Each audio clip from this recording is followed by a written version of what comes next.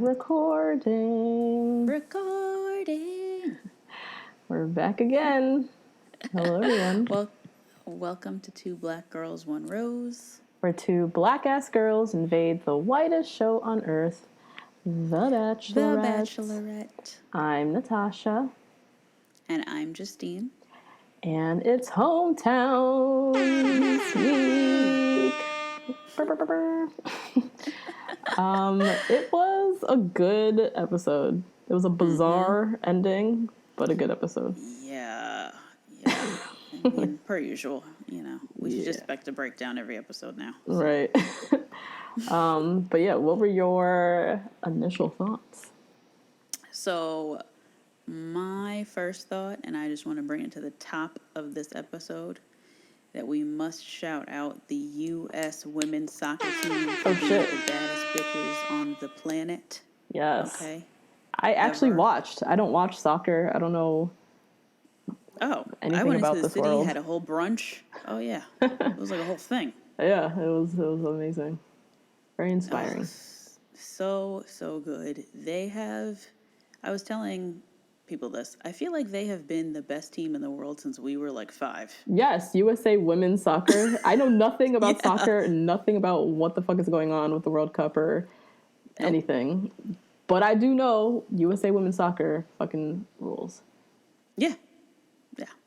So shout out to them, because Mia Hamm is not still playing, and neither is Hope Solo. Like, they have rotated team members, yeah, and they are still the best team. Still crushing it. That's awesome. Yep, love them. Back to The Bachelorette. Yes. I have never seen a hometown where they have to convince the lead to be in love with the kid. Wait, which one are you talking about? That was Luke's hometown. Oh, Luke. Oh, yeah, obviously, yes. They were like, he's not usually like this. Oh, like, my God. That's not... I've never seen that, personally. So that was interesting. And then just really missing Mike. Just really wanted to see a hometown from Mike. God, I traded fucking Luke's lame-ass hometown for a Mike hometown. God damn it. I know. And last thought about the ending. This girl is so afraid to not get married that it's clouding her judgment between the two worst contestants on the whole show. Yes. Down to the two fucking duds, and you can't make a decision between either of them. So let's just keep going. Take both. Oh, God. I can't. And it's no shocker that they were the two at the end that she was deciding between. A mess. What do you think, friend? Agreed. Same. Very bizarre ending. But the ending really brought to light the biggest flaw in this show, which is the whole time crunch. And how every week you're spending time talking about fucking nothing. And then suddenly you're down to 4. You have to send one home, and you're starting to actually feel something for these people, but then you're being forced to send home someone who you haven't even really gotten a full fleshed out chance with. You know what I mean? Yeah. So it's like it sucks. You're always sending somebody home prematurely who, like, in actual real world could probably be like the one for you, but in this like weird time warp of a vacuum, you might not have had an extra 20 minutes to talk with them or some shit, and so you feel less connected or whatever the bullshit. But it makes me wonder how many past relationships from the show could have really worked if the lead had more time. Like, had they... Like, one, I feel like a lot of final decisions, like final roses, might not have gone to the people that it was chosen, like who it actually got.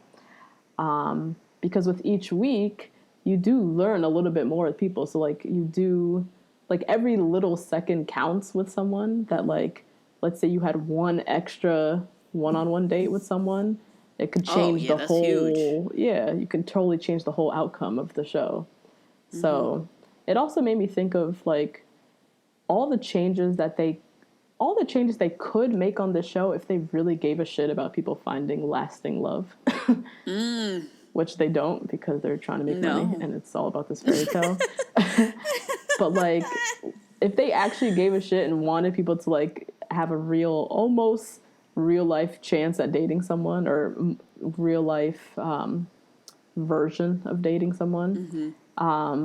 They would not have as many people at the start. It wouldn't be 30 people. No. They'd cut it down.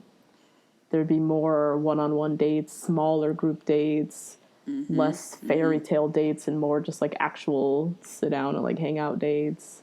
Yep. Maybe yep. more like hometowns is the first time we actually meet someone from the other person's side. If this whole time they've been in a vacuum, but maybe they do more interaction with like family, like bring a friend or have like a random one-on-one date where like their best friend from home shows up or something. Like, yes, it just made me think of like all the different changes that they could do to the show to make it more realistic, but they're not. And so here we are again at the end, similar to like Colton and what's her face? Cassie got to the end. She don't know what the hell's going on. He don't know what the hell's going on. Like, they both don't know what the hell to do. Here we come again. Yeah. Hannah, she's at the end. 4 people who she's barely had any fucking time with. And now she has to send one home. And she obviously doesn't know who to send home because she don't know none of these guys from a can of paint. So it's just, it really, this episode in particular, just really illuminated, like, that big flaw in the show, which is the very crux of the show. You know. Yeah, and especially by this time, they're all like, I'm falling in love with you at the minimum. Yeah, which that's the wild thing. At the very minimum, they're all at the stage of like allegedly saying or feeling as if they're falling in love, and yet we all know how crazy this time crunch is, and she can't even decide who to send home. But yet y'all are so sure that you're in love. It's wild. You know what? Everyone did that except Cassie. Cassie. Cassie was not saying nothing to nobody because she ain't feel shit. She wasn't even going to try to say I'm in love, or I don't even remember what she did last season. She was just like, I'm so happy you're here. And it's not you, it's me. She did that. She definitely did the whole it's not you, it's me foolishness at the end. Yeah, so another bizarre ending. But yeah, that's the initial thoughts. As always, shout out to our Patreon crew. Love you guys. We are still growing, which is wild. It's just wild to think there's people that have been here since we started the season, and there's people who are somehow learning about us and are now like joining today. Yeah. Wild. And people who listen to us like back during RE season or like Bachelor Winter Games or something. Shout out to the day ones who've been there since RE season. I every now and then go back and listen to those seasons just to give myself a laugh because I personally think our first season is one of the funniest because we did not give a fuck. Not a single one. Because we didn't think anybody was listening to this shit anyway. No. And then Ari was so fucking dusty. It was fresh off of our like Rachel Lindsay high. It was such an amazing season.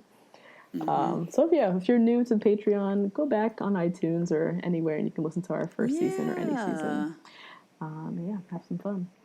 But as always, rate, review, subscribe. Hit us up on Twitter. We live tweet every Monday at the handle #2 BLK girls, the #1 Rose. And you can email us at the #2 blackgirls, the #1 Rose @gmail.com. Sorry, I just laughed because my brother texted me. Jed's family wasn't even trying. They weren't. First of all, I didn't even know he was still watching this bullshit. Second of all, it's so random. Like, okay. That's his initial thought. Shout out to my brother. But yeah, we're also on Facebook and Instagram. The #2 Black Girls, #1 Rose. Tag us in your story. Share us with the world. We keep growing the Patreon because you guys keep sharing us with everybody. So yes. Shout out to all of you. Yeah. So of course, before we go into the recap, Justine, I know you have some lovely church announcements. Yes, I do. Take us to church. What about your program? So the first most important one is that tonight, we will be having a live Q&A. Oh, So- yes. Yes. Forgot about that. Totally, you know. It's okay. About that. Segued Segue. right in. Live stream. It's our monthly live stream for all our Patreon patrons. Patrons, yes. Tonight at 8. Woo! So tonight at 8 p.m., we are the pregame to the ESPYs. So we'll be there with Ashley Spivey, which is really exciting. She'll be on camera with us, having a good time, doing a Q&A, chatting it up. You can ask her and us any questions about New York City, personal lives, work stuff, whatever you want. And there's a poll right now up on Instagram. That's usually the best way to do it. Or you can DM us or send us a message somehow. And in order to get to the Q&A, you're going to go to Get Vocal. That's GETVOKL.com. And just log in with your Patreon info, and we'll be there in your face. Yep. Same with the app as well. So if you have the Get Vocal app, it's the same thing. Yes. Join us for the live stream. Last month's was really fun. Yeah. We ate dinner in front of everybody and talked about random shit from college. I don't even know. Like a bunch of random. Yeah, no, we played a fun game. It was fun. Played some games. Yes. So join us join us tonight. Keep saying on Wednesday. It is Wednesday. Join us tonight with Ashley Spivey. It's going to be a good time. Send us your questions. Okay, back to the church announcements. Regular church announcements. So shout out to everybody who received and took action and did better for your Escape to Wakanda moment this week. That was not Wakanda. We got some hilarious ones in the Twitter mentions tonight. My favorite happened to be Escape to the Gay Club. That happened to be my favorite one. That was very tickled me. But you guys are hysterical, so you guys had some good ones.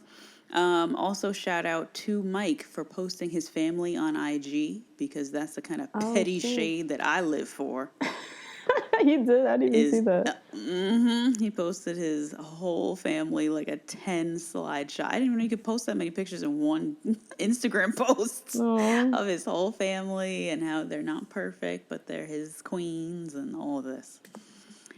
So, hopefully we'll meet them next season. Next January. Oh, I'm looking at it now. They're so nice. Isn't it cute? This would have been a fun hometown.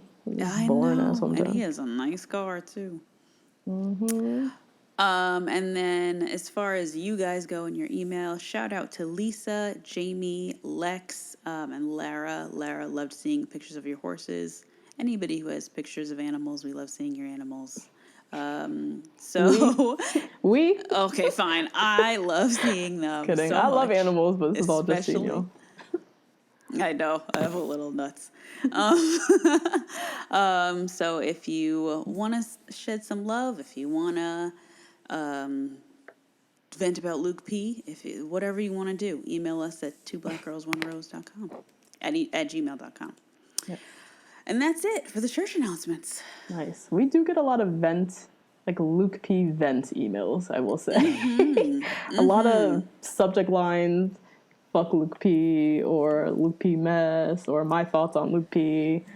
That's a heavy or thing. My ex-husband, Luke P's doppelganger. Yeah, my ex reminds me of Luke P. We get a lot of Luke P venting emails for sure. Cool. That's it for church announcements. That's it. Yep. I don't have any Bachelor Nation news. Ain't shit really happening in the world, so we just gonna go right into this juicy recap. Let's go.